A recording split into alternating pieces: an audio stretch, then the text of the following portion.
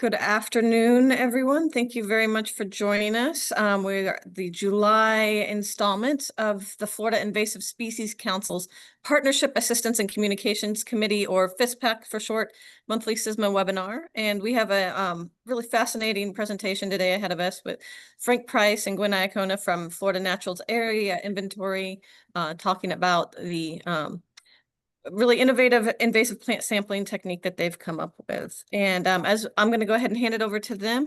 And as we get through the presentation, if you can make sure you're muted, if you have any questions, feel free to throw them in the chat and we will answer them towards the end. So go ahead and hand it over to you, Gwen. Thank you. Great. Thank you very much, Deb.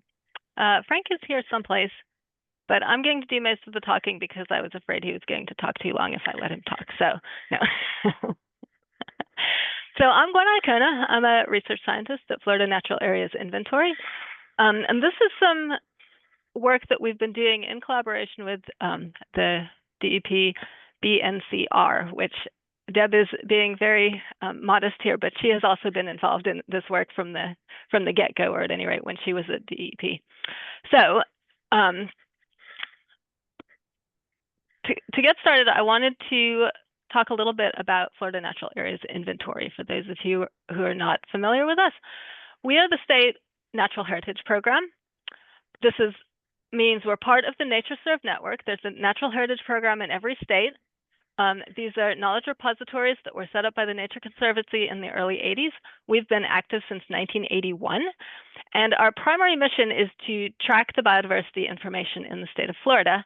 And what we do in that role is we provide data and scientific support to inform land management and conservation of biodiversity throughout the state. And we've been doing this for 40-something years. So there's about 35 people who work at FNA. We do a wide variety of scientific support for conservation type problems. So botany, herpetology, all of the ologies. We do a lot of data management and database work, and also conservation planning. Our mission is to collect, interpret, and disseminate ecological information critical to the conservation of Florida's biological diversity. Now, all of you in this room, I'm sure, understand that invasive species management is critical to the conservation of Florida's biodiversity. And so Florida Natural Areas Inventory has worked to collect data and perform analyses needed to inform invasive species assessment and management with a lot of state agencies over the years. And so the work that I'm talking about today is sort of a small part of the work that we do in the invasive species space.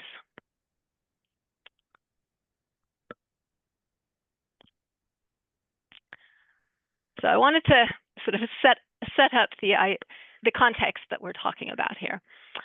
And when we're talking about public lands management, or even any kind of lands management, particularly in Florida, I think invasive species management is a concern, of course. And so the picture on the left is a highly invaded wetland area. The picture on the right is much more like what we would like these communities to look like. And those of you who work in the field know, if you have the situation on the left and you want it to be the situation on the right, it's going to take a lot of blood, sweat, and tears and a lot of money to get to that condition and or keep it in that condition over time.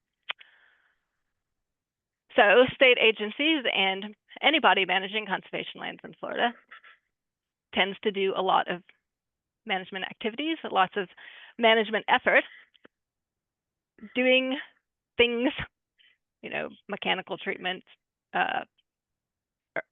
herbicide treatments, all kinds of activities, just trying to get to the condition that we want to be at. And what this leads to is us asking the question of, are we moving the needle? Are all these activities actually doing something in sort of managing invasive species on Florida lands to the state that we want them to be? So answering this question is difficult. Oh, why did my screen move over here? Okay. So moving the needle. Are we moving the needle? And as any of you know who have tried to answer this question, being able to say, are we moving the needle, requires you to be able to say something about the condition of the site before, the condition of the site after, any potential changes that you might see. So essentially, we need to be able to measure something to let us answer questions like this. And we have tried, other people have tried, I'm sure you have all tried, various different ways of measuring the status of invasion on sites in order to answer this question. So a couple of years ago, I don't know why that slide was at a different angle than the other ones. A couple of years ago, and when I say a couple, it's more like 5 or 6 years now, the DEP came to FNA, maybe it was you, Deb, actually, who came to FNA and said, can you help us answer this question? We have these broad level questions that we need to know at the state level about the status of Florida state parks, and we are struggling with being able to answer them. And so, it's the broad types of questions that we want to be able to answer are: how invaded are the parks? Is invasive cover changing on the parks? Is treatment doing anything? We need a way to estimate invasive species status on Florida state parks in a way that can, at the broad scale, let us answer the question of, are we moving the needle? Are we getting anywhere with all the stuff that we're doing? So we started this collaboration and have been working on it now for the past 5 or 6 years. And the goal was to develop an efficient and effective sampling strategy to inform decision-making. And this informing decision-making is important here, right? Because what we want to be able to say is, what are the questions that we want to answer at the broad scale? And then what would it take to collect data that lets us answer those questions? So there's a couple of criteria that are necessary for us to be able to develop, or what do we mean by an efficient and effective sampling strategy? And what we mean by that is we want an unbiased estimate of the percent cover invasive plants on the different areas that we're looking at. We want to be able to provide inference at a district level, right? We want to say something at the district or state, a large scale level, about how we are doing. And we want to eventually be able to assess change over time. So here's where we are in the project right now. And so, like I said, it's been going on for a while. Started out 2019. So for the first couple of years, it was essentially problem exploration. We were sort of looking at what are the staff needs, what are the things that are currently happening in this space, what are possible methods out there that could be used to sample in a way that can let us answer the questions that we're trying to answer. Then for the next few years of this project, essentially none of the methods that were out there were exactly appropriate for the types of questions that we were looking at. And so we had to develop, test, and deploy a new approach. And it's not new from the ground up. It's more like a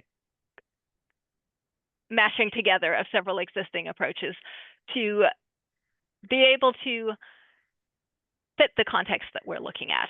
And so over that period of the project timeline, we were trialing what we call the RPM approach, and I'll talk about what that means in the next couple of slides.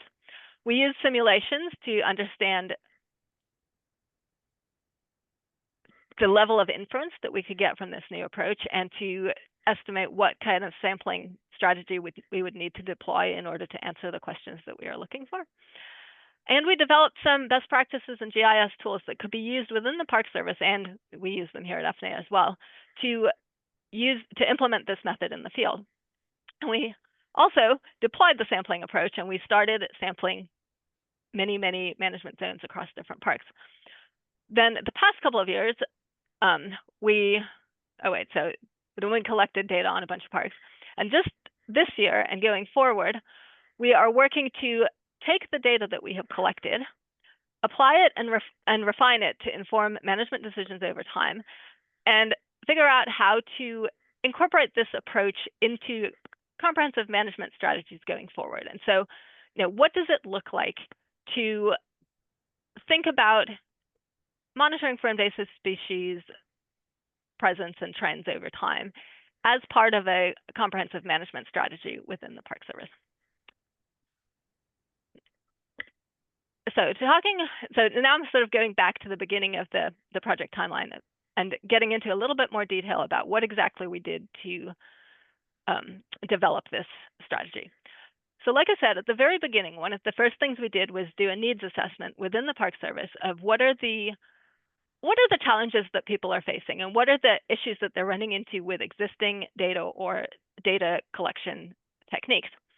And so one of the challenges that kept coming up was that there was a disconnect between the type of data that was reported or collected for sort of annual reporting and the type of data that could be used for treatment and planning. And they were at different resolutions and not very not at the management zone level, which is where management decisions are made. There was a lot of concern about how data management was all over the place. And so there was calls for simplified data management and ability to sort of be more strategic and unified in how data was managed. And everybody was saying the type of monitoring data that they wanted to have available that wasn't necessarily available to them was something that was relevant to the types of actions or questions that they were asking, actions they were doing, questions they were asking. Actionable, that means it's something that you can use to inform whatever it's you're doing next, whether that is management on the site or decision making about future funding needs or state park priorities. And achievable. So this means it has to be data that you actually can collect. And so, yes, we would love to have knowledge of where every single individual invasive species is on our entire park, but that's not super feasible within current staffing and funding levels. And so because of the characteristics of how invasive plant populations are distributed across the parks, there were a couple of criteria that were influencing what we needed to be able to think about when we were developing a new sampling strategy. And in particular, this was that invasive species are actually pretty infrequent on most of the parks. And so they're, definitely less than 5% cover and not, they're patchy and infrequent. And they're not randomly distributed across the management zones or natural communities. And so a sampling strategy needs to be able to take into account that we're talking about patchy and infrequent observations that we want to collect in a way that lets us think about broad-scale patterns rigorously. So we trialed a few different methods. We trialed belt transects, which is where you sort of, walk a transect and take data at certain points along the transect. We trialed transects with nested plots, where you sort of take more intense data at particular locations. We trialed timed meander. Time meander is when you have a set amount of time and you go around and you collect data as you're going for that particular amount of time. And all of these are different ways of thinking about what does it look like to take data that is equivalent across different areas that we're looking at, right? So we want something that can be used for decision making and that is, I'm going to say, statistically comparable across different sites. So those three methods that came out of the literature, none of them were what people were really looking for, because either you had to walk right past patches of invasion and you're like, wait a second, I see that right there and I want to be able to record it, or they were super time and labor intensive, or they would have to be deployed at very high intensity in order to be able to get the data that we are looking for. And so what we ended up doing was trialing what we call a random point meander, which is a merger of the timed meander and I guess the sort of the nested plots transect. It's a timed meander, but with a belt transect on either side.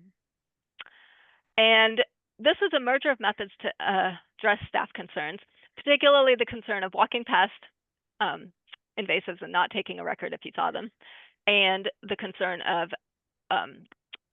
we can't spend 1 million hours out there in the field doing one management zone.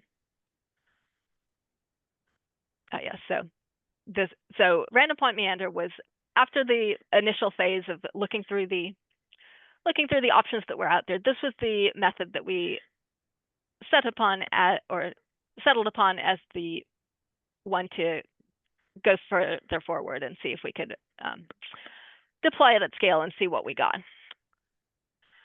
So here's a little figure of what it actually looks like when you are collecting this data. So like I said, it's like a belt transect. You're walking a line and you're collecting data on either side of the line, 10 meters on either side. You're recording fisk species anytime you see them, but you are thinking about them in a 20 by 20 meter plot. So if you're doing a place where there's complete invasive cover everywhere, you stop every 20 meters and you take a record of what fisk species you see in your 20-meter quadrat. But most of the time you are not someplace where there's invasive species everywhere. So you walk until you see an invasive species, then you assess the entire 20 meters around you visually. You don't have to walk the entire 20 meters. And then you record all the fisk species that you see, patch size, cover class, and distribution. Now, this transect route, though, is guided by randomly distributed points, which ensures that all areas are equally likely to be surveyed. And so these randomly distributed points, they are put down on the map first. The surveyor goes out there with a handheld device with the points on them, and then they choose a survey track between the different points that reaches all the points, or all the points that are accessible, and collects data on this random track between them. And so you have the ability to, go around the wetlands if you need to, or, go the accessible ways. But you're also, because of the random nature of the points, these transects are sort of collecting random data for the site. This maximizes survey effort per time in the field while collecting data on the species that you see. Now, this is not necessarily what a statistician would recommend if you had unlimited funding, right? So it's not, if you had unlimited funding, you'd probably want to do quite intensive sort of quadrat sampling randomly across the whole site. But this is a compromise where it lets us approximate what we could get with random quadrats in a time-effective manner. So I wanted to show you a picture of what this actually looks like on a site. So this is a management zone at Kissimmee Prairie State Park. And the yellow lines here are the random transect, right? So this is where somebody has walked between each of the little green points. The green points are the random points that are laid down before you get out there. And then the different colored circles are the times that they came across a patch of invasive species on their random transect. And so you'll see, they didn't cover every single square inch of the management zone, but they got a quite, it's well distributed across the extent of the entire management zone. And I don't know which of you have been out to Kissimmee Prairie State Park, but the management zones out there are like 3,000 acres. So this is a large management zone that we are talking about. This is what the data looks like that comes out of our process when we do a transect like that. So this is the data from that management zone that we just looked at. And at the end of the day, once you have collected the data, processed it, and spat it through our tool, you can get an estimate of the sampled acres. So this is the invaded patches that were the little circles along the transect. The estimated percent cover, so this is the percent cover within the invaded patches, but because this is a random transect, we can extrapolate that to the entire management zone. So we're saying we expect that the estimated percent cover of invasives within this entire management zone is 0.76%. And then we come up with a list of species and the sort of patch size of the infestations of each of those species, the estimated percent cover within those patches, and the distribution of the species within the set of data that we've got. In order to determine how many of these random points to put out there, we did quite a lot of desktop analysis prior to doing surveys on the ground to help us think about what is an appropriate sampling intensity for doing a survey like this? And so what we did was we did some simulations for a managed area where we had quite comprehensive invasive species location information already. So this is Appalachia Wildlife Management Area up here near Tallahassee. And we had location information for the invasive species that were there. And so what we did was we did some simulations where we made hypothetical transects at different levels of intensity of how many random survey points we put out there. And by doing this process, so we trialed different numbers of survey points per or points per acre, or rather it's acres per point. And based on these simulations, we came up with a recommended density of 1 random point per 7.5 acres of management zone. And so this was a balance between, you know, how much intensity or how intense do we need to sample in order to well represent the information that is out there, while also, you know, minimizing the amount of sampling that we're doing so that we can make this feasible. And what we found was by putting down 1 sample point per 7.5 acres, we got about close to 12% of the management zone sampled with this approach. And based on these simulations, and also by looking at the data that we have accumulated, we find that so this figure on the left-hand side is talking about, based on the simulations in the place where we knew the amount of invasive cover in the protected area, so from Appalachia, we knew how much invasion was out there based on other data. And based on our sampling, we could look at what was the sampled percent cover compared to the actual percent cover for different levels of sampling intensity. And for the sampling intensity we chose it because estimates fall within 3% of the actual cover 50% of the time, and 10% of the actual cover 95% of the time. So we're getting close to, you know, close enough to actual cover, while also, again, balancing how much effort are we putting into being on the ground out there.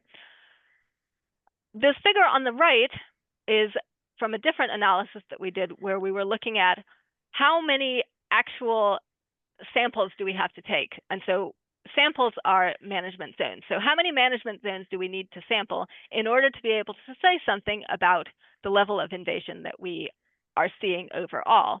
And so we did some simulations, again, looking at, as we get more and more samples,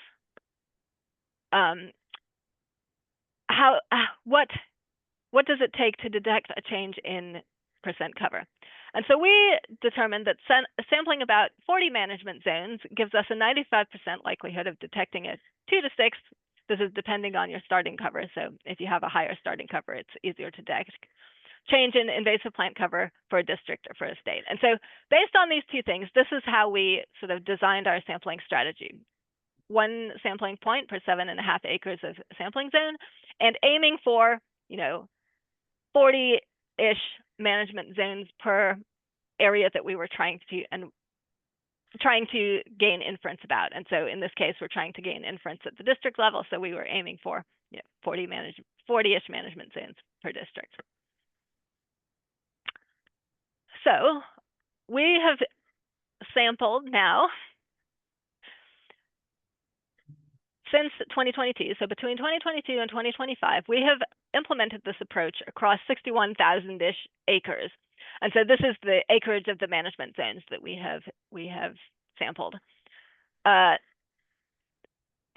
put this miles of hiking in here. So this is not zero effort, let me tell you. Like, it still involves quite a lot of transects and hiking, but it is less intense than if we had to go do, you know, all the quadrats that it would take to do random quadrats.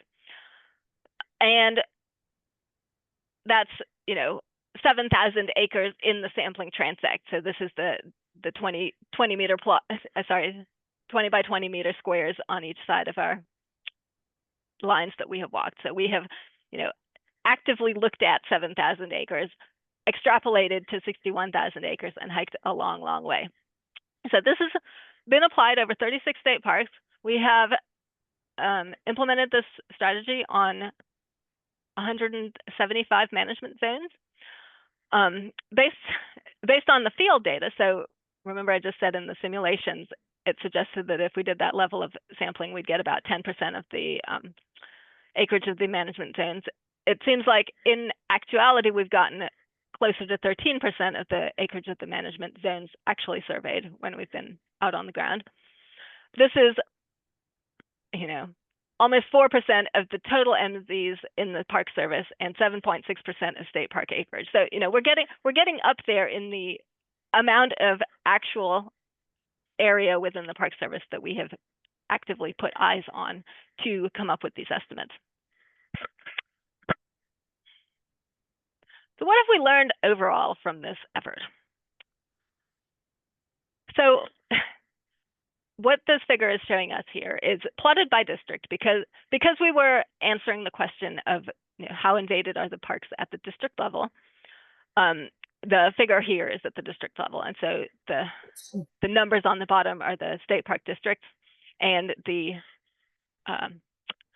y-axis is the percent cover of invasive plants for aggregate across these districts. And what you'll see is that in general, not very highly invaded.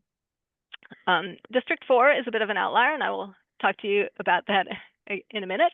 But when we aggregate these data and we talk about what is the picture at the statewide level, the range of invasive cover that we're seeing is 0% to 72.3%. And 72.3% are these ones in District 3 and District 4. There's a couple places where there's high invasion. And like I said, I'm going to show you pictures in a minute. But the mean, this is statewide across the 175 management zones that we've looked at. The mean cover is 2.62%. So, much lower than I think we were expecting going out there. And the median is minuscule. Like the median, you have to add significant figures to be able to even see a number here. And so when you look at these box plots, right, we talk about the means because it makes a number we can talk about, but median is probably actually more representative of how we should be thinking about these distributions across the state. And the median percent cover when we're looking at invasive species on Florida parklands is practically 0 in all of the districts. And the variation around these, when we're talking about first and third quantiles, again, in most districts is minuscule. District 4, again, outlier. We'll talk about that in a minute. So that's sort of the statewide overall. But what I wanted to do as well was give you a little bit of an idea of what can we do with these data at the management zone, right? So we collect these data at the management zone level to be able to answer questions at the statewide level, but we're doing quite an intensive amount of sampling at the individual management zone level that lets us look at patterns and potentially answer some questions at that scale as well. So one of the first things that we've noticed in being able to use these data is by just plotting the data and the survey effort in the way that I have here on the slide, we can point out problem areas for invasion. And so these are a couple of management zones at Iacona River State Park. And you'll notice, there's large areas where there's no points whatsoever, long sections of transect with nothing in them. And then there's some areas where there's clumps of invasion. And when we plot the data in this way and look at it, and also from being out in the field, it indicates that the invasive species are distributed around depression marshes and in hammocks. And that probably would not be a surprise to anybody that works there. But by plotting the data in this way, it can help you think about how to think about planning, or how to think about contracting for treatment, or how to think about where to send people to treat in large tracts like this where the distribution is quite patchy. So it is also when we plot the data this way, it can help us look at broad patterns of how do we think about the differences in invasion across different management zones. So these,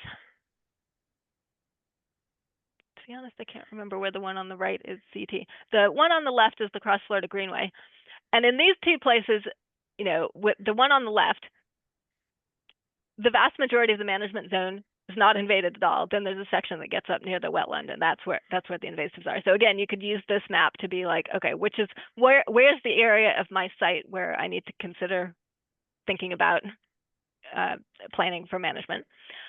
But when you compare these two of them, you know, that one sort of is relatively uninvaded for most of the site. The one on the right-hand side, very invaded. So it's like we have points almost the entire transect. And so when you're thinking about sort of the relative level of invasion across these two sites, you can get that from this figure, and you can also get it from the output table. I didn't put the output tables in for these two, but like I showed you for the Kissimmee Prairie one earlier, you know, this is information that we output, and it's something that you could have in your hand and look at when you're thinking about decision making for a particular management zone.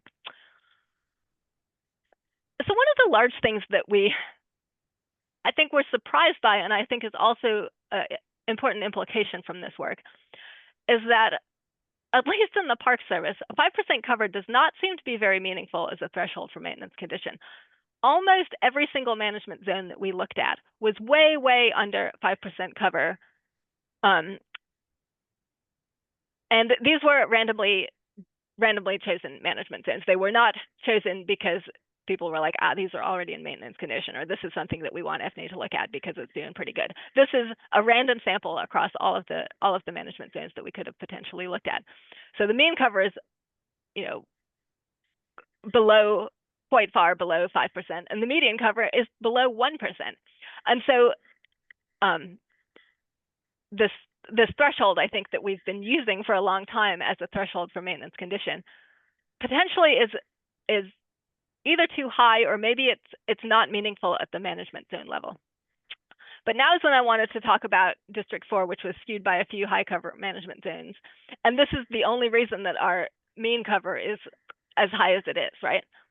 So this is Alafaya River State Park and Lake Louisa State Park. And if any of you are familiar with them, these are places that are, well, Alafaya for sure. I'm not positive about Lake Louisa. Deb, you might know. They're phosphate mine reclamation sites, right? And so it's essentially an entire sea of Kogan grass. And these are also the ones where it's like we have our, I told you what the range of percent cover was, and there's a couple where it's 72% cover or 60% cover, and it's these places, right, where it's like it is not really comparable to some place like Kissimmee Prairie. It's a sea of Kogan grass, and so, you know, places like this, the data tells us that there's a lot of Kogan grass out there. But you could also look at you could look at a picture and be like, yeah, there's a lot of Kogan grass out there. I don't think I need my intensive sampling to tell me that. And so we have done some analyses in the past where we've pulled out these couple outlier sites and rerun the percent cover analyses without them in it, and you know, then it sort of skews it even further away from 5% cover as a management target. So what do we do with all of this? So what I wanted to spend a little time talking about now was, I've been very much focused on telling you how we did this and what we did, right? So RPM is the data collection method, random point meander. It's how you go out there and how you collect data in the field that you can then compare with data either from the same site into the future or from different sites in order to be able to say something about your percent cover or your invasive species management trends. But when we want to think about using this data collection method to answer questions or to be used for decision support, we need to think about how do we deploy a sampling strategy in order to answer the questions that we're looking for or draw the conclusions that we want to draw. And so what matters then is how you choose zones for sampling, or where do you sample either in space or in time. And so over the course of the project, we have sort of been refining the way we think about where you deploy your RPM sampling approach. And from the beginning, because we've been asking the sort of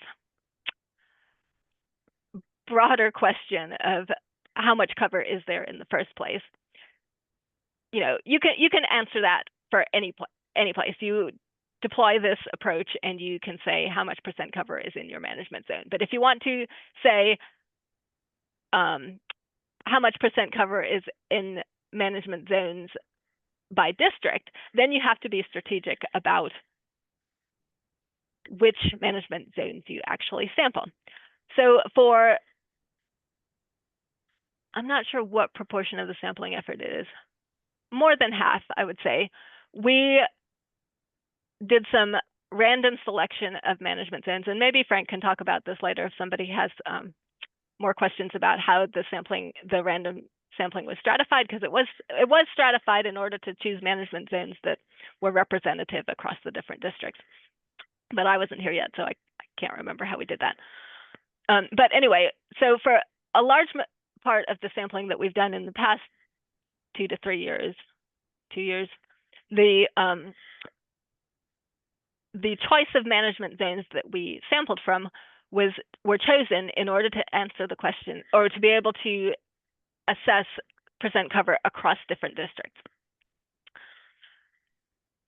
Now, we've also been using this data to say something about statewide, and I don't think we specifically chose that way, but I think because of the random draws from the districts, we can sort of extrapolate up from there. One of the questions that we have been grappling with, and we've done some analyses around this, but we haven't really sampled appropriately to answer this question specifically, though, is how do we, or what is the variation from park to park? And I think in order to answer that question, we would have to stratify our management zone selection across parks more specifically rather than across districts. And so that is a sampling strategy that could potentially be done in the future.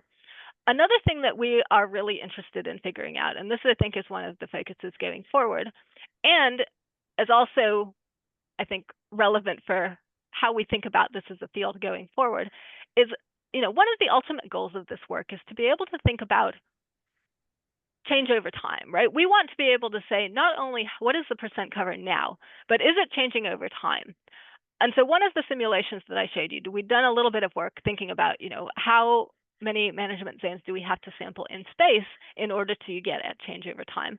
But what we really want to think about going forward is how do we think about this in time? So how do we sample in time to get changes in cover?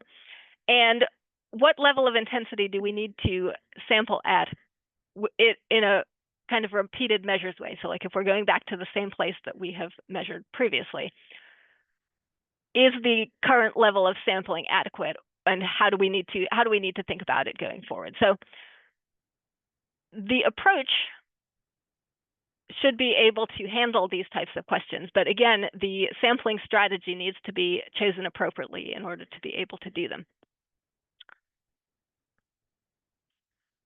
I did want to talk about a couple limitations of this approach. One of them, and this is the balance at the very beginning when we were thinking through the different approaches that we could have used, or the different methods that are out there. There's always this tension between how do we answer sort of big picture questions and how do we make sure that we get all of the information we need to treat species on the ground at the management zone level.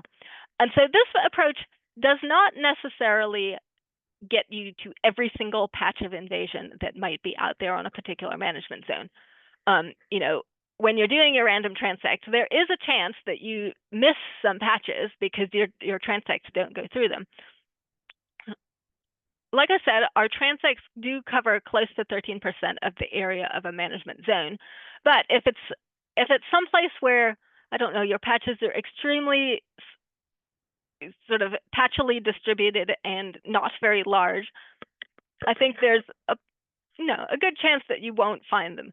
But what you can do with this approach is, as I was showing you on some of the maps, it gives you an idea of like what are the types of habitats or the types of conditions where you're more likely to find invasive species that you could then, either draw a polygon around and just go and treat by transect or go and search more carefully.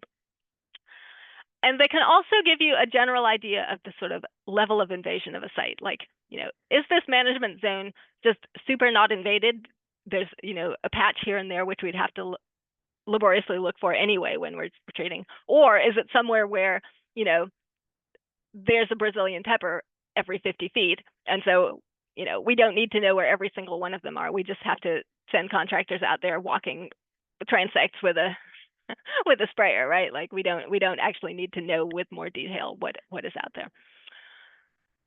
So the second limitation I wanted to bring up, and this is related, is it's not a very efficient method for reconnaissance. So in particular, these parks where it's like dry prairie and then there's patches of hammock, right? Like if you're randomly walking through there, you're walking through a lot of dry prairie. And after your first, 2 miles in the dry prairie, you're like, there's not a lot of invasion out here. I really should be checking these hammocks. And so if you were going and surveying in order to find out, where are all my invasives out here, you would skip the dry prairie and you would go straight to the dry hammocks. The hammocks. But if you are collecting data according to this protocol, you mustn't do that because it messes with the statistical validity. So sometimes it might be frustrating if you're only looking for the invasives and you're walking through a lot of places with no invasives and passing by the hammocks that you think they might be in.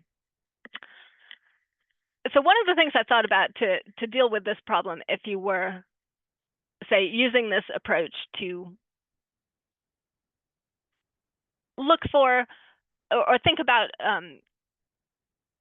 planning for management, or even just for assessing change over time, sort of at a broad scale, there's potentially a way where we could instigate a threshold where you stop sampling if you walked your 5th mile through the dry prairie and you're like, well, there's still no invasives here, but my sampling protocol says I need to walk like 10 more miles, and you're like, well, I'm going to stop now because I'm not actually getting any more information. Or the other instances where you're fighting your way through a thicket of Brazilian pepper and you're like, well, I could fight my way through another 5 miles of Brazilian pepper and it's still going to be here. So, I think there's ways we could modify the protocol for contexts like that where you don't actually gain more information through the sampling protocol if it is relevant for the context that you are trying to collect information for. The final thing I wanted to talk about was, this sampling strategy was designed to collect information at quite a large scale. And so at the smaller scale, like at the management zone scale, it probably needs some modification in order to be sort of statistically relevant or statistically valid in collecting information over time in a meaningful way. And we've been thinking about ways where we can sort of think about subsampling from the information that we collect, or used sort of random components of it to be able to say something over time about the status of a management zone itself. But in general, it's something where, the information that we're collecting is quite detailed, and it should be able to let us get at the questions that we want to answer, but we need to think a little bit carefully about how do we design our sampling effort in order to be able to get there. So in conclusion, I wanted to reiterate that collecting rigorous data does take effort, right? We walked 1,000 miles, but I'm excited about RPM, and I hope I have managed to convey some of that enthusiasm, because it gives us an ability to answer some of these questions that decision makers want answered, like how are invaded or conservation lands? Is invasive cover changing over time? Is treatment having an effect? And this is something we really have not been able to satisfyingly do with previous data collection efforts that we have tried. So as a conservation community, I think we need to strategically collect this type of data across the state. And like I said, we've been doing it on the state parks lands, but we've developed a bunch of protocols and methods and data dictionaries, and we want to figure out how to, how can we roll out this method to the broader community, because it is useful for answering the types of questions that decision makers want answered. So I just wanted to make a pitch, I guess. Get in touch if you want to think about implementing something like this on your sites, and FNA can do it. So within the Park Service, the original idea was that Park Service employees were going to collect this data, but then somehow now we've ended up FNA is collecting all the data. But but anyway, so we can collect the data, or we can give you the materials so you can collect the data, or we could do some hybrid things. But anyway, we'd love to talk about it with anybody who is interested, because like I said, it is a powerful approach, and I think it solves some of the problems that we've had with previous monitoring approaches. So with that, I am going to, geez, why are my slides in different areas? There we go. I'm going to stop talking now, and I'm going to open the floor up for questions. And I believe Frank is here someplace. He might be able to answer questions that I don't know the answer to, or Deb might be able to answer questions that I don't know the answer to. So anyway, thank you all, and I will stop talking now. Thank you very much, Gwen. That was fantastic. I love 1,000 miles of walking. That's quite a bit. Do you have any questions from the group? Nothing in the chat yet, but I have one. And I don't know if you have this information readily available. So it's 1 point for about every 7.5 acres. That's good information to have, but how does that end up time-wise as far as the time commitment? And obviously that's going to vary by the terrain and how thick the vegetation is, but is there kind of like a range or guidelines that you can give on how long does it take to do per point or per acre? I don't have this. Frank, are you here? I know that we calculated this, or I know FNA calculated this before I got here, and I know that the way that we sort of planned for the 100 management zones we did in last year's sampling effort took into account previous information about how long it took. As a rough rule of thumb, so that management zone at Kissimmee Prairie that I showed you, that took 3 people 3 days, but it's huge, right? Like that is a huge area. That is probably one of the biggest ones that we did. And so I think I think the rule of thumb is something like 500 acres per person per day. That doesn't seem exactly right. Something along those lines.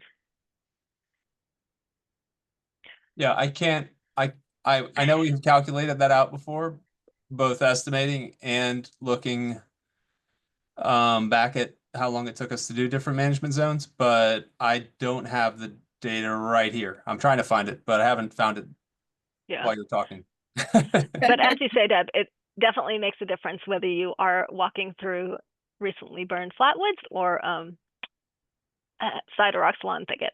So one of the things that we have started thinking about after doing all this is we would really like to figure out a way to think about scheduling these surveys sort of, in the year after a burn. That would be really nice. So I've been at the Everglades CISMA meeting, and we had a fire and invasives breakout, and that was one of the big points, is that surveying in the post-fire environment is very economical in time and energy from the team. Yeah. We do have one question in the chat saying that asking to clarify again what the RPM stands for. Random point meander. So it's sort of as a name that takes into account the 2 things that we mashed together in order to come up with this approach. So random points, you generate the random points first, 1 point per 7.5 acres. You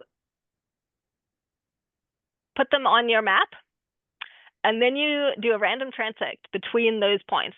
And the transect, you can either start at one end and sort of like zigzag your way all the way down, or you can do a loop. So it depends on, like vehicle access and where you want to end. But essentially, the main thing is to just make sure that you visit every single point once. We got another question. Have you overlapped your maps with citizen science platforms such as iNaturalist? Huh, that's an interesting question. You know, to be honest, I have never looked at invasive species data on INAT. So I don't have a good idea of like how comprehensive INAT data is for invasive species. So no, I have never overlapped the maps, and it would be an interesting thing to do. I do think I would be highly surprised if any citizens were out there stomping around in Kissimmee Prairie, but but it might be, you know, some of the smaller parks. I'm trying to think of where we did quite a few. We did like Collier Seminole State Park and some of the ones along the edge over there where there's a, you know, potentially more people going out and poking around in the different management zones, and then you might be able to get some overlap. I'm not sure. Frank, do you have thoughts? Yeah, I was going to say that while I know there's a lot of good iNaturalist data in parks, I think most of it's concentrated around the easily accessible areas and trails. And this is all collected, of course, completely off trails, except if we happen to cross one.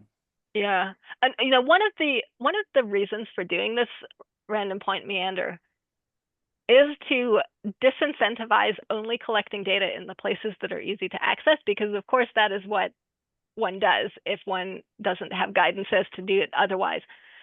Because sometimes you do have to like fight your way through some pretty uncomfortable thickets in this technique. But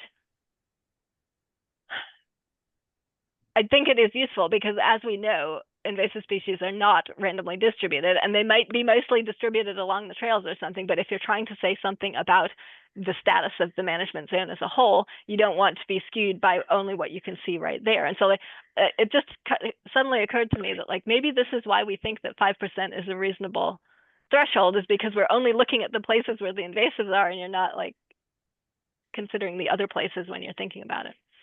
So yeah. I have a question. Go ahead.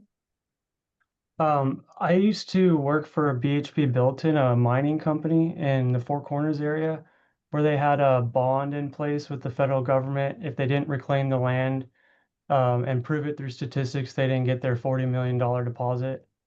And so they hired me as an intern to walk the desert. And so a group of interns walked the desert all summer and did Poisson distributions with a hula hoop. We'd toss a hula hoop and then go up to the hula hoop and quantify everything in there. And that process is, I just linked it there, is tied to a federal standard. And I'm just curious if there's any overlap in the statistics they're using to quantify reclaimed land. This is the opposite side of the problem. You know, they're looking at the native plants out there and quantifying those. If they reach a 70% threshold on that, they say it's reclaimed. Well, I guess we're doing the opposite, right? We're trying to quantify the invasive plants. But I'm trying to see if there's any overlap there, and the work on this has already been done from the other side of the equation. Yeah. So interesting. I'm going to look at what you sent afterwards, because that is not a method that I have encountered. Yeah, that was before. in New Mexico. That was a different part of the country. Yeah. And it's easier to walk around the desert. You don't have to get through wetlands. Yeah. But what I'm hearing you're asking is like, how can we take some of these ideas about thresholds from thinking about like restoration thresholds, and instead think about them in terms of like removal or recovery thresholds, which I think is a really valid point, and I do want to think about that more. So okay, cool. I guess the answer to your question is I don't know what the answer is yet, but I'm going to think about it more, because I think it's an interesting idea. Thank you very much. We've got about 5 minutes left in our meeting now. Any other questions for Gwen or Frank? I can add regarding that last question that I think the main reason we ended up not doing using one of those plot-based or quadrat-based methods like you're talking about is that park staff, like Gwen kind of mentioned, park staff just didn't want to walk past invasives. They wanted to make sure that 100% of their time walking through a zone was spent quantifying the problem and recording data that they could put toward management. And after all, that's what we're trying to do here, is inform management, right? We don't want to walk by stuff. And so that's why we came up with this method that has people collecting data, 100% of the time they're walking, essentially.